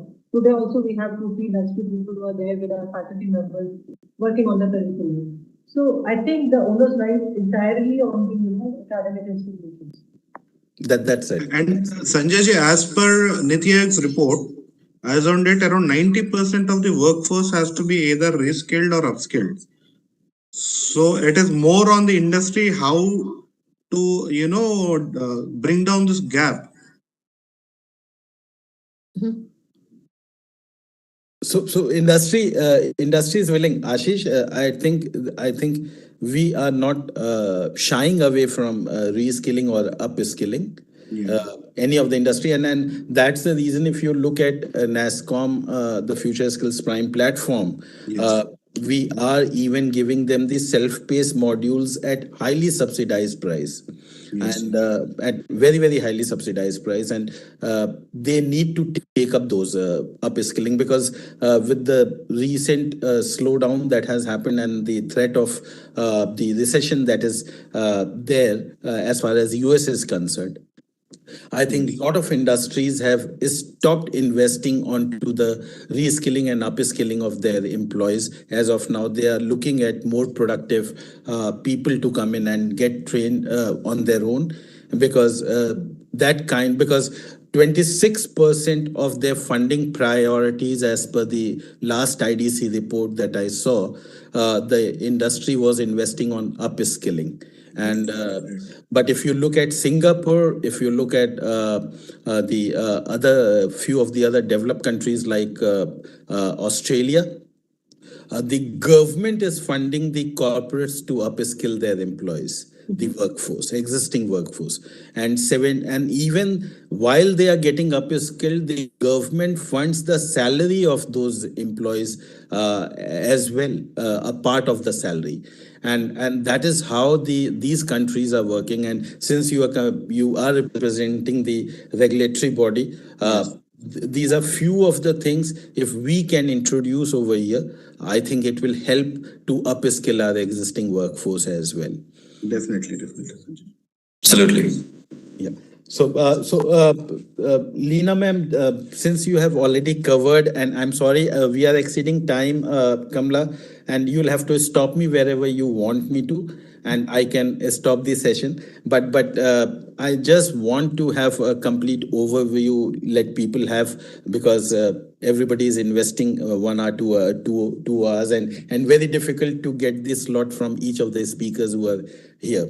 And I hope I'm not taking away your some other meetings. I'm sorry for that. So another 10 minutes and we'll close. So Leena ma'am, you have already shared the changes that are going to come in, and you have covered a lot of challenges from the existing TVET system to the current TVET system to NEP 2020, which are there. So one is industry exposure and one is industry this thing. So is there anything else that you would like to add to that what are the other things that you would want to share? Few other things. So I wanted to maybe I just quickly. I just wanted to say that it is indeed true that it is in the onus of schools and colleges to work towards integrating vocational education, but regulation and governments and spending will have to increase if everybody has to get access to vocational education. You might be offering courses very subsidized, but in a government college, there are many children who even the subsidized rates they cannot pay. So at the moment, higher education is largely private, and we expect students to pay. But it cuts out very many students. So the salaries, economy of courses is one very important area. Another one is teachers, and we discussed this a little, that, in the present system, the teachers are completely unprepared for the role that we have for them, which is, so, I suggested to Karnataka government, and they have said that they're going to take it, but I don't have confirmation. I suggested that because school teachers are largely BA and BCom teachers, they are not comfortable with technology. So why not have a few engineers hired in schools as vocational education coordinators? And I'm not calling them teachers, I'm calling them coordinators, because one person cannot teach multiple vocations. Everybody has their own expertise. You may be able to teach two or three that are of interest, that are related to your expertise, but you need a coordinator to bring in industry experts and plan the rollout of the courses and the curriculum from grades 6 to grade 12. So we need at least 2 vocational education coordinators in every school, and they should be engineers, because engineers are less scared of technology, of even IT systems or any other systems that you want to put in place as labs, maker labs or robotics or any of that kind of stuff. So this is a suggestion that I have made, but also in the present system, teachers are extremely constrained. They are evaluated on the basis of the exam results of their students. And it's a coordinated, in the NEP, you will see that it's a coordinated set of reforms that need to fall into place for everything to happen. Otherwise, we can blame the teachers, but the teachers' hands are also tied. They cannot do anything. They are doing what is expected from them by the managements. There is no autonomy for teachers. There is no autonomy for institutions. So it's a very, knotted, the system is in a huge tight knot, and regulation needs to open it and free people up. And then all the offers that industry has of, sabbaticals or training, all that can fall into place. Right now, if a teacher has to leave to go on sabbatical, there isn't somebody else to replace them. So without that opportunity, how can a teacher go away? What will happen to his or her classes? So there are all these challenges that are tied up in knots, and I'm so glad. That's why I'm very happy that I'm here at the invitation of Government of Rajasthan. It is the governments who need to think about these things and figure out how we can empower faculty and managements of institutions to deliver on this role. Yeah, you have rightly pointed it out, ma'am. But I'm afraid that the higher education or the technical education ministries representatives are not there in this forum. But yes, I know Jyoti ma'am who is there, and she is very closely doing a lot of things. Though she is from Department of IT and Communication, but she has been doing a lot of things for the higher education. I think she will take it up with the right people in the government. Sanjay, one more addition. People have joined from HT. From the higher and technical education people have joined. Okay. That's great. Yes, so yes. I think thank you, Sanjay ji, for that. If you have वो मैं समझ गया, पर उसको कल season से देखने पड़ने पड़ते हैं और क्या था। Yeah. I think somebody has to. Yeah. Thanks, Nikhil. So thank you, Leena ma'am. Thank you so much. And one quick question, though you have shared all the challenges, Taruna ma'am, but one quick question is that is higher education of India ready to implement NEP 2020 as of today, if I ask you? Mr. Sanjay, always.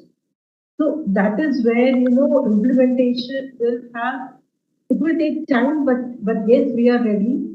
When we look at our systems, infrastructure, mindset, the two challenges which I foresee in coming times is, as ma'am also, Leena ma'am also, addressed the, faculty members are not ready for that. How to, talk about multidisciplinary education, because multidisciplinary education will really prepare a holistic individual. But who will train them? Training the faculty there's a lot of investment required for faculty to be trained. There's a lot of time to be given to the faculty to be trained. And there's so much of technology intervention in all this training part that institutions need both infrastructure and, bandwidth, Now, when I'm having multidisciplinary education, I do not know how to fix up my timetable.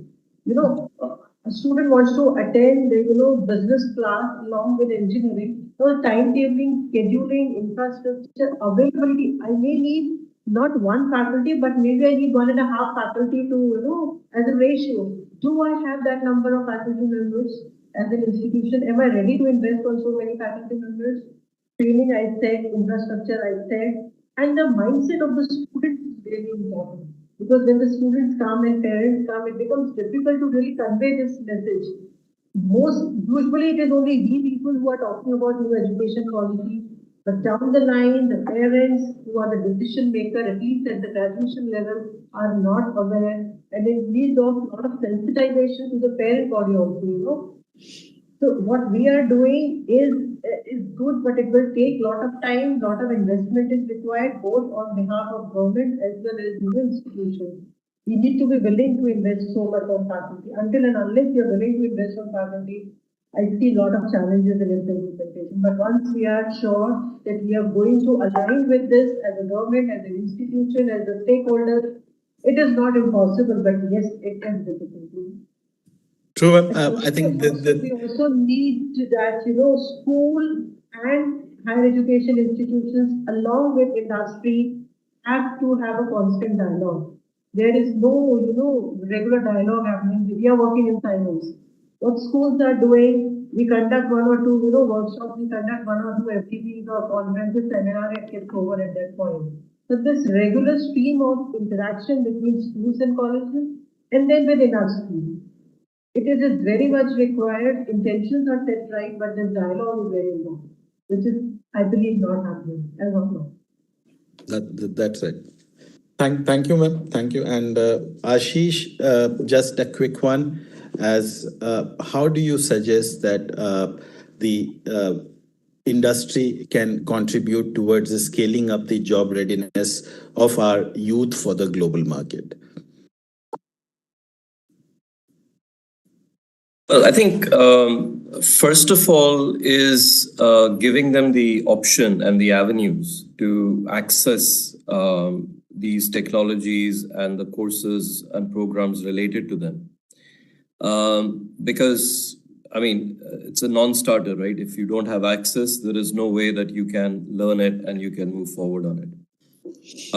And I think part of the accessibility is also in terms of make the affordability of it, right? And I think while I share the thought that everything cannot be at no cost, but I think and I think the industry has been very, very supportive that, for example, when they bring in foundation courses, a lot of them are offered free of cost on futureskillsprime.in. It gives the opportunity for the learners to make those first baby steps to start learning these technologies. And then, if they can demonstrate expertise in it, and they can see that there are opportunities that will pay them back manyfold if they invest in their learning, they will be inclined to take up even paid courses. I have no doubt about that. The third would be, I think, an aspect we've spoken about at length today, but I'll just reiterate it, which is how do you build in the practical aspect of learning so that the learners are not just ready theoretically, but they can actually hit the ground running as much as possible. It may not be 100%, but A, from a technical skills point of view, and B, the other, auxiliary skills that we talked about. How can they be provided exposure to those, and how can we help infuse those skills in them? And these are not only, I think we have to bear in mind, it's not just to get them ready for a job, but we always say that it could be the beginning of, a whole new entrepreneurship wave, which has already in many ways started in India. So it's to get them ready for a work life, either as a career or as entrepreneurs. Thank you, Ashish. Thank you so much. And I think what we have discussed is more towards that from the vision perspective, what Leena ma'am shared, and the concept of it, the how the NCVT is formulating and regulating the implementation of it, and how the higher education of India is willing to participate and accept this, and from the industry perspective, that how that the industry is willing to contribute to this, and is and is there to support the NEP 2020, and make India the IT global talent hub, as well as make India the superpower by 2045. Above all, it is how we are enabling our students to be employable and enhancing their employability. I think we have discussed in length about all these topics, and ultimately, each one of us, whether it is the ones who have designed the NEP 2020, one who is regulating the implementation of NEP 2020, or those who are making it implemented in their institutions, or and the industry coming together, the academia and industry coming together, all of us have a focus to make our youth employable, and the existing workforce to have enhance their and upskill them to be better productive. And that's how I look at it, the whole session, what we have done. And there are a lot of action points, there are a lot of challenges, I think, wherein we would require a lot of thought leaders to be there together to discuss these challenges, sort out. Taruna ma'am's challenges of institutions are there, and that is a reality. The industry challenges are there, and that is a reality. So we need to come up, the regulatory bodies, while formulating our request, is that they need to look at the realities also, so that the implementation is smooth and fast and quicker, because the faster we implement this, I think it is better for the country, the better for the youth of the country, and the better for the world as well. So thank you so much, everybody, and I now hand it over to Kamla for the next round. I think we have addressed most of the questions, Kamla. If we have not addressed, maybe you can share it with us to the right person, and we can answer those questions on an email. And my apologies to anybody. I think Dr. Panda has asked a lot of questions. We are not able to address it because of short of time, and we have exceeded the timing of this session. So, but we'll certainly address those. Yeah, Dr. Panda, thank you from OP Jindal University for asking that questions. Those questions are relevant, and how to get guidance on NEP. So that was the question from Dr. Panda: how to get guidance on NEP, because that remains at times confusing, at times creating a little bit of anxiety, at times it looks like since working in silos, at times so at times people go ahead in certain directions and they understand at a certain point of time that is not NEP aligned. So those journeys are there. So that will require a different altogether discussion, maybe with Dr. Panda, maybe with the institute. We can have all this expertise reaching out to you and explaining that to you for another day. Thank you so much, Sanjay ji, for beautifully connecting the industry and academia in the context of NEP, and looking at how the TVET sector is doing. So before I go to Binita ma'am, I request her to offer the official vote of thanks. We would like to request everyone to visit ARCAT website, follow our social media handles, and see and encourage your students to appear for Quizathon, which is the entrance examination for getting scholarships up to 100% for Rajasthani students, student based in Rajasthan residents. And for others also, we have reduced highly competitive, reduced fees for all the courses that our partners are offering. Several such courses you will find on our website. all are from 6 days to 6 months. So over to Benita ma'am for the vote of thanks. Benita ma'am, are we Vinita ma'am, just before you start, I would like to add one more thing and a request to everybody who is there, including our speakers, distinguished speakers, to visit ARCET and see the state of infrastructure which is there, which has been provided and by the government of India, and a lot of efforts have gone in. A lot of and one should see the way that it is progressing and developing, and not even the not only the I would say the youth for. Providing them with training and certification through the OEMs, but also the startups. A lot of entrepreneurship is happening in those in that building. So and it has started humbly with Jaipur, and now it has expanded to Jodhpur, to Ajmer, as well as to Udaipur. And so, five of them. So our request is at least Jaipur one should visit, and so sorry Vinita ma'am, on your means I have taken the liberty of inviting everybody. Over to you, Vinita ma'am. Anytime, Sanjay ji. Thanks, KK, and thanks, Sanjay ji. And it was a very well moderated and well structured webinar. And it was really very insightful to hear all these speakers.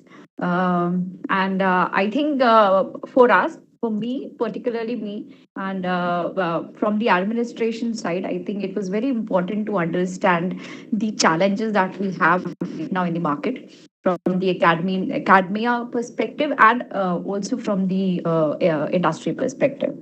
Although RCAT is so as you've heard till now that RCAT is the advanced center, it is for the well-being of youth, but it is also working as a platform to bridge the academicians and industries. As Leena ma'am said, and Ashish ji also mentioned in their speech, that it is very important that both the parties, the academicians and industry, should come on one platform where they should fulfill their requirements both from both the ends. RCAT is bridging that gap. And we also conducted one open house recently where we call the industry people and we call the academicians, and we talk about what all challenges that we have right now in the market and how industry in collaboration with government can mitigate that. And Sanjay ji was also part of open house, and he also shared a lot of his insightful initiative that he has taken into his part. And there were other academicians too. And so that is the part that we are doing already. Government of Rajasthan has already taken a leapfrog step towards this challenge. And this is the reason that we have inculcated all of our courses are globally recognized courses, and they are not just any trainers who can come and talk about it. Is all from the OEMs directly, industry giants directly come to the are collaborating with RCAT and imparting these trainings to our youth in terms of courses. And you would know that we also support the students financially in terms of scholarship. So this has been a very nice initiative that we have started, so that from the government end we can support the students to pursue these courses. Although these courses are already at the subsidized rate from the market, but scholarship is a very important role to first to make them to have that interest into these trainings. Another that they also they do not think about the courses which are of thousands of rupees they need to spend on. They can come if they are good into studies. They can come. We it is obviously on an exam base. So if they are good into studies, they crack the exam, they can get the scholarship. And since we have 11, so till now we have, I think, 800 students who have pursued courses on scholarship basis from RCAT. So this is what the government of Rajasthan has taken the initiative to make it more fruitful. And you would also know, you'll be happy to know that there are students who pursued their beginner level courses, and after completing they also pursued their advanced level courses. So this is making the interest into our youth to pursue these vocational trainings, these kind of technological emerging technologies trainings, and building their skills into this area. This is what the best part that we have observed till now. And we also, it's just not the industry that to whom we partnered with. We also partner with a lot of academic institutions. Start from Banasthali to BITS Pinali, we are going to sign MOU soon. To Manipal University, Phi University, RTU, BTU, Rajasthan Technical University. So with them, we are doing faculty development programs. We already have done 3 to 4 faculty development programs, and sooner we'll have more into in our kitty, and we are going to do that too. So this would help our institutions to build that. That level of skilling in their faculty, so that they can bridge the gap between the industry and academics. So this is what we did till now, and as Sanjay ji also mentioned that we have started the internship, and it's a very beautiful internship program that we structured it in such a way that it's just not about working in the industry and knowing about the best practices. It is also about the learning the technology.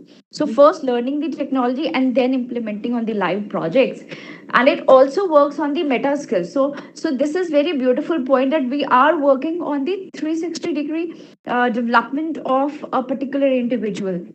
So we also work on the technical part, emerging technologies, and we're also working on the meta skills, where we are working on the English proficiency and uh, the quantitative analysis and the logical analysis if they want. So we do the psychometric test also, all of these students. So this would support them to become or industry ready. When they come out of the institution, they can it increase their employability and entrepreneurship. As Sanjay ji also mentioned that startups also have this leverage to their capacity building at ARCAT. We launched the startup policy 2022, where we specifically mentioned if the startup wants to do the capacity building of their team in particular technology, ARCAT would provide them, and that too on a very maybe on a free, on a discount rate. So there are few of these sessions that can be free on doing the capacity building. So this is what government of Rajasthan has already taken these steps. But yes, there are still a lot of challenges in the market. Where one of the challenge which I observed till now is that the area of schools have not been touched by RCAT, and this is very true that we should also go to the school level too, and we would definitely work towards it. Uh, Thank you, Leena ji. It was a very wonderful session where you mentioned your report, the UNESCO report, and where I would definitely go through that again, and we would definitely have a lot of questions regarding that, and we would be in touch with you for more insights towards that. Thank you, Pradeep ji. And we would also look forward towards the collaboration that we want, if we would do in many Definitely. there are many avenues that we can collaborate. Like webinar is one of those, but they are like knowledge partner and think tank that we're working together. So that we can do definitely. Thank you, Tarunaji. It's really beautiful that we understand what academicians are facing these challenges. So these challenges, how to mitigate them, it's a very important thing, and collaboratively academicians, government and industries together can do this for the benefit of the state and of course in turn for the nation. Thank you, Ashish ji. After this session, we would definitely touch so that if NASCOM and RCAP together work together towards the TVET programs and for the students, for the Rajasthan students. And if we need to collaborate or sign the MOU, we will definitely do that. At last, Sanjay ji, thank you. Thanks a lot. It was a very insightful session, and I'm sure it was, well decided to you as a moderator, because the kind of questions you've asked is so apt and so important that it was really an eye opening for all of us too. Thank you, Sanjay ji. Thank you, KK, to organize a session. KK is the person who conducted this, and he conducted very beautifully. Thank you, KK. At the end, I would like to thank all participants who joined this session. I'm sure this would be very useful to all of them. I just came to know that we also have officials from higher technical education. I personally thanks to all of them that you took part into it, and we will also meet again to take more initiatives towards the benefit of the students. Uh, Thanks, everybody, and all other participants too. Thank you, ma'am. Jyoti ma'am is our executive director, and this all program is under her direction. Everything, whatever RCAT is doing, is just by her directions and vision. So, thank you, ma'am. And I invite all the speakers, though Sanjay ji is did it on my part, but I still invite all speakers to please come RCAT. We'll meet, and this engagement is just should not be limited to this webinar. This is the this is the engagement that we need to long lasting for the benefit of the society. So thanks a lot, and please come to RCAT, and we'll definitely meet again and talk about more about it. Thanks a lot. Thank you, Vinita ma'am. Very happy to help. Beautifully said, actually. Thank you. Bye-bye. Yeah. Thank you, everyone. Thank you. Thank you, everybody. Thank you, everyone. Thank you. Thank you. Thank you, everybody. Thank you, Jyoti ma'am. Thank you, Vinita ma'am. Thank you, Himanshu, Soumya, Suman, and thank you, Subhayoji, everyone. Thank you. Bye-bye. Bye-bye. Thank you.